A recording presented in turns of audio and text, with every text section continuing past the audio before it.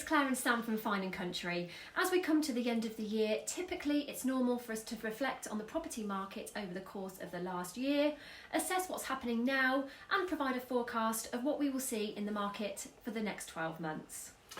It's been quite an incredible year in 2022 with a never before seen Royal Platinum Jubilee, the sad passing of Her Majesty the Queen, the Russian incursion into Ukraine and a truly turbulent year in politics with the appointment of no less than 3 Prime Ministers.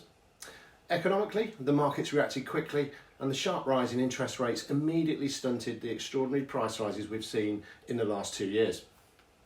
The current Chancellor announced spending cuts and tax rises to stem the tidal wave of inflation, which has seriously affected the spending power of buyers.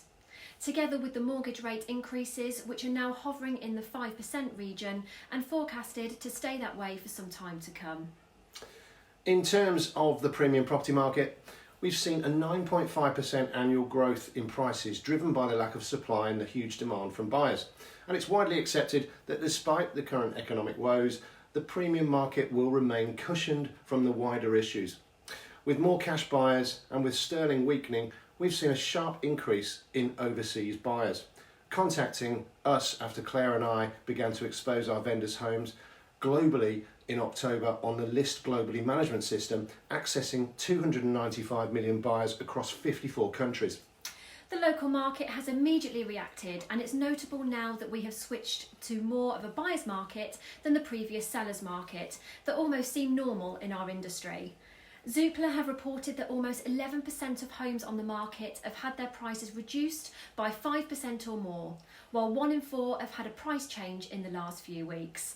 However, we do have to remind ourselves that this is also December and very much a reaction to a seasonal market, not just a reaction to the economic battles ahead. So, what should we expect in 2023?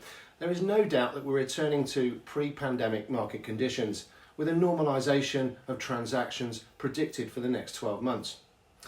Vendors and agents will need to work carefully together to ensure the best pricing strategy and ensure homes are exposed with a marketing campaign that is second to none. Inflation will peak in 2023, and whilst the economy will shrink, it will bounce back toward the beginning of 2024. Prices are expected to fall in the next 12 months, but less dramatically than in the early 90s and the global credit crunch of 14 years ago. So don't believe all the doom and gloom stories that seem to be prevalent at the moment.